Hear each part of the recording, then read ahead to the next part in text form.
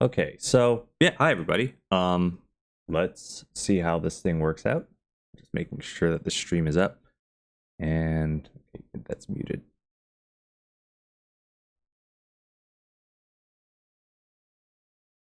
So yeah, yeah, okay, awesome. That looks like it's working. Let's make sure that this thing is loaded properly. So yeah, wanted to show people a technique that I worked out, and I call it point tracking. So here's what it is you can see here that I'm doing a blur movement. This is a head turn, it's a blur movement, and the traditional way of dealing with animation is to do something I call volume tracking. So usually volume tracking means that if you're going to draw, let's say, a box turning, then let me just throw in a new clip here. Okay, so when you do a box turn, when you're doing volume tracking on a box, then let's say if I'm going to turn this thing 90 degrees, I'll just draw a simple cube here. Okay. So when you do this volume tracking, when you go from this frame to the next frame, you have to kind of imagine the whole shape of the box turning, and you're flipping back and forth, and it's kind of tough. It is not the most intuitive way of dealing with this. And so, of course, the box may grow and it may shrink, and it is, you can see already, it's getting larger, and it's really tough to be able to just rein it all in. Now, of course, with enough practice, you can get better and better with it. But I think, here, let me show you point tracking, which is a way of visualizing this turn. And so here, I'm going to draw in some balls on this thing, little ping pong balls on these. And by using ping pong balls, I can change the size of them to indicate the depth of each vertex on this box. That's right. So a lot of this point tracking stuff comes from the CG motion capture industry, which does track points on a person's face. They put these little reflectors on the guy's face, and they track the movement through space. So what I'm doing is I'm reverse engineering this technology and applying it to a traditional method. So here, we're going to do a box turn on this, and by looking at a single one of these balls, one of these little ping pong balls, these are the tracking markers. So I can track them much in the same way that I would track, say, the bouncing ball exercise when I'm doing an animation. So immediately I can see the motion of the individual vertexes, and I can, within the single frame, within this one frame, I can see motion. I'm not just looking at a static angle of the box. I'm not looking at a static box, because you can see the motion in these little ping pong balls, and you don't even have to connect the dots yet. I can, if I want, I'm gonna just get another one done. Get her done. Let's move that. Let's track the motion of that one. And you don't have to do them in the same order I'm doing them in. In fact, it might even be better if I first do one of these and then do the other one in the opposite corner and try to maintain an ellipse, right? Try to maintain this elliptical shape. So, in fact, I can tell that this one here is already too far ahead. So I'm going to just stretch it out a little. And what I find really helps me to understand these point movements, see, it's like I can tell, not moving ahead far enough. I can track the front and the back of the vertex.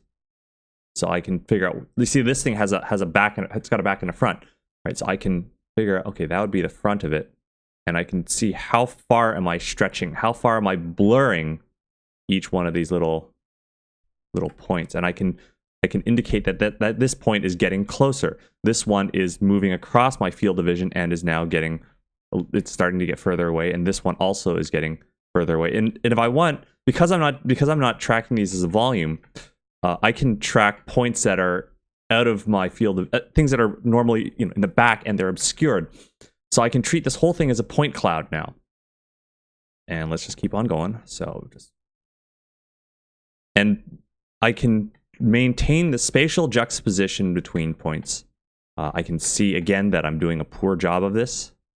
this is great, right? Is that this method allows you to individually evaluate the point tracking of individual points. You can see like that's not a good track right there. So I can undo that one, right? And I think this is the crux or the important part of any method, is that the method has to give you feedback. You have to be able to keep track. See, I can kind of tell that we're getting a drift here, so I can move that over here. So what I've done is I've taken the volume tracking, where we would originally track the entire box as a single entity, broken it down into vertices, and the vertices are the separate entities, and we track each vertex individually, and we also track the juxtaposition between each one of these vertexes, and this allows us a lot more control, because we have better feedback on a per vertex basis. So you can really, like, even without me connecting the dots, you can really feel that turn. You can feel the whole volume of that box. And I'm controlling the depth and position of every single vertex. And if I want, I can scrub through this. Here's the other thing, right? It's like if I want, I can scrub through the animation, and I can even see, oh, that's where that vertex belongs.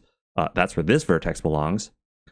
So if you have your animation set up for flipping, oh man, like it gets easier. It gets easier and easier to do this, because you can see, like, you can use your you can use your own persistence of motion abilities to see where that next piece goes. And that one, I think, feels like it goes right over there. And the next one goes over here. And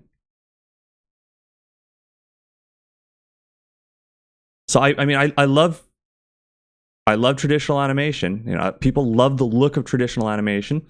But it's important that we continue to advance. We have to continue to advance the techniques, because when it comes to all the electronic media of 3D animation, 3D modeling, this stuff is all getting, it's getting more and more advanced. And I love, the idea that we're trying to, preserve all the things that the old pioneers and Disney staff used to use, right? We want to preserve their techniques, but I think it's important that we advance them, because we mustn't forget that the people who created these techniques in the first place, they were pioneers in their own time. They were advancing their skills, and so not only must we take on and maintain the legacy that they have passed on to us, but we must also, just as they did, extend and advance the techniques that they, we have to advance what it is that they've given to us, what we have inherited from them.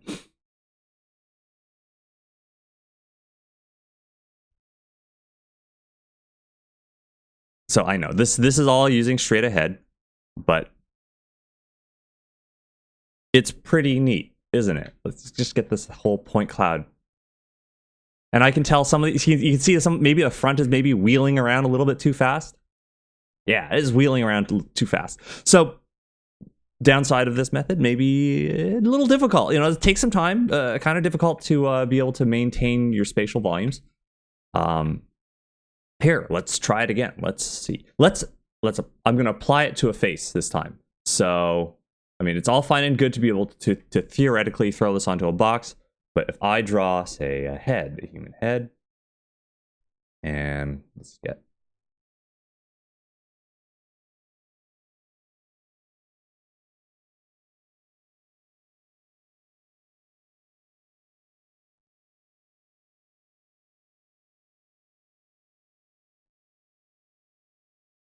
Okay, now we can start placing points.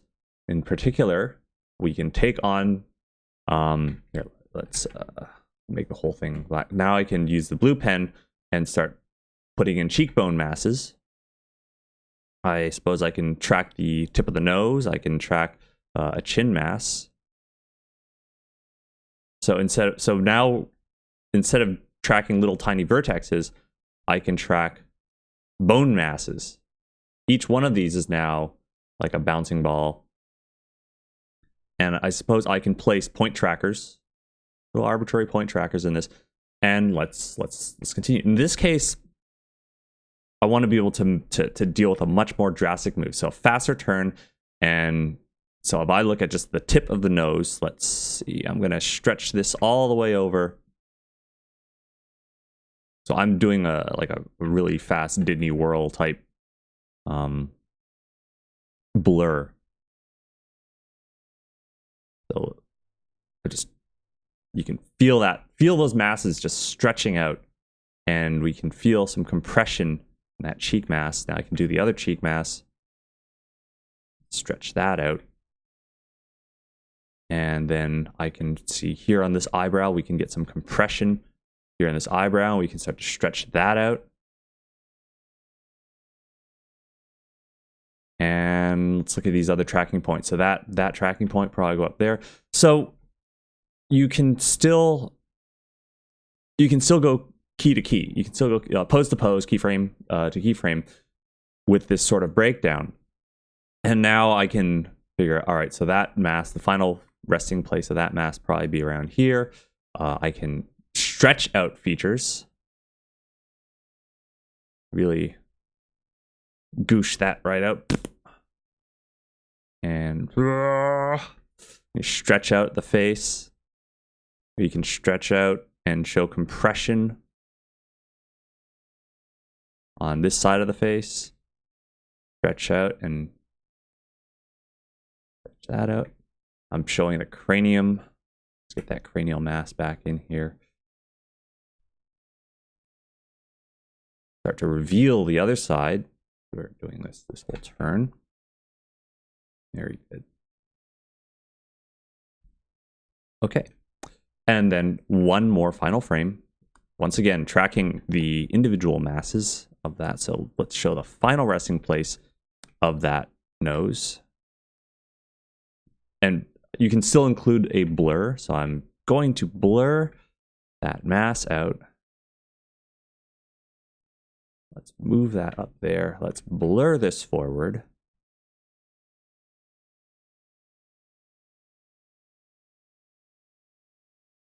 That bone mass up there.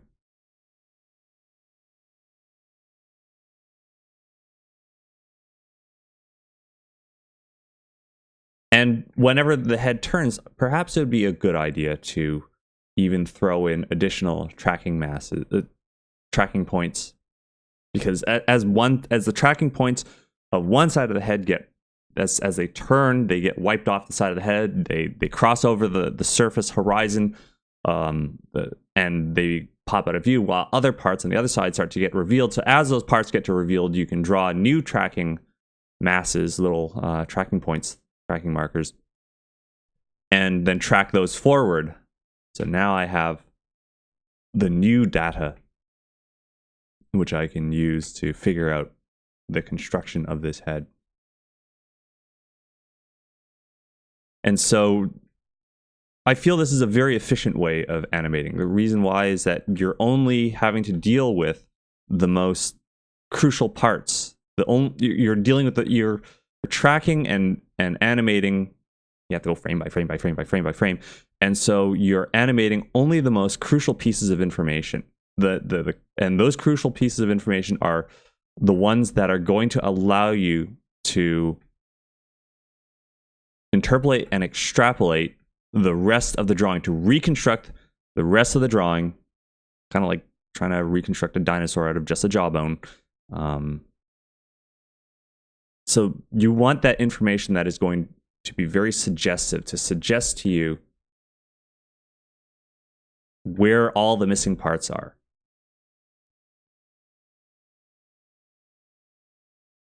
So I'm going after the most crucial pieces of information.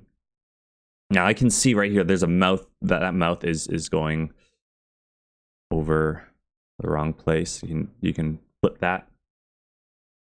Much better. And then that's only with 3 frames. And then after that you can just start in betweening. So we can throw in a frame here. Hang on, let me just get my little mouse wheel to roll. Okay, There we are. So there it goes to there. That's our jump point. And we even have the blur information. So I can show the beginning of that blur.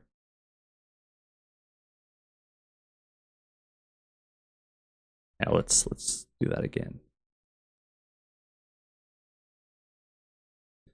How wonderful. We can see. So if I was to track from here to there, I think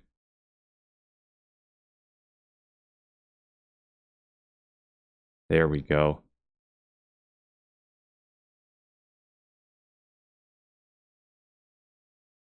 And it is important to have to see where you're blurring towards. So I think that's much better. And don't be afraid to chain, meaning to chain your snapshot of that blob. It needs to chain back to the previous frame. So this one, I need to stretch and chain back to the prior state. Because there's a flow. There's a flow to these pieces, and you don't want to break that flow. I want to break the stream of motion. Same deal with this one. So and you can backtrack as well. So you don't always have to go forward. This is forward tracking, and you can backtrack. So I'm going to throw in another in between. This is the other wonderful thing. So you don't have to go and complete, like, connecting all the dots. Okay, now I'm going to backtrack. So this is the forward frame, so I'm going to backtrack. So that's a front track. This is a back. This is a back track. So front, back, front.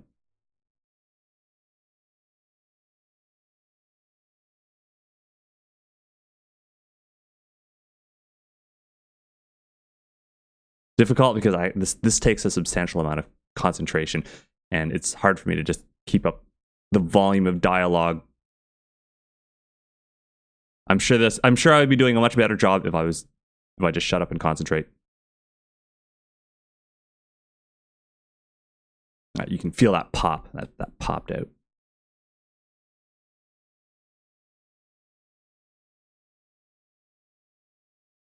Let's stretch it forward. In fact, I think this one is incorrect. This one should probably go down.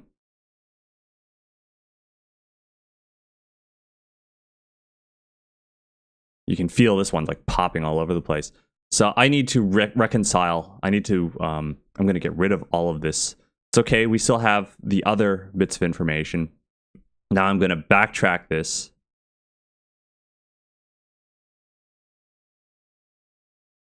Front track it. Much better. That one tracked a lot better.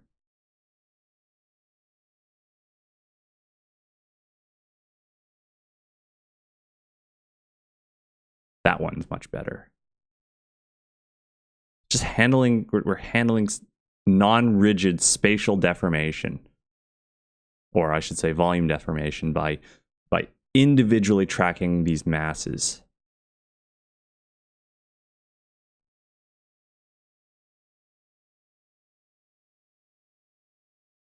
And now I can start going in. I'm just going in and I'm finishing up.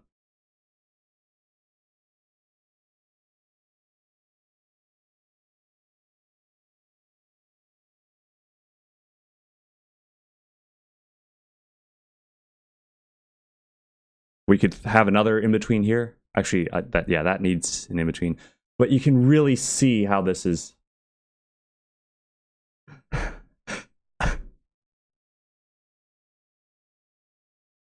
How with enough practice, and this is just a technique that I've put together today.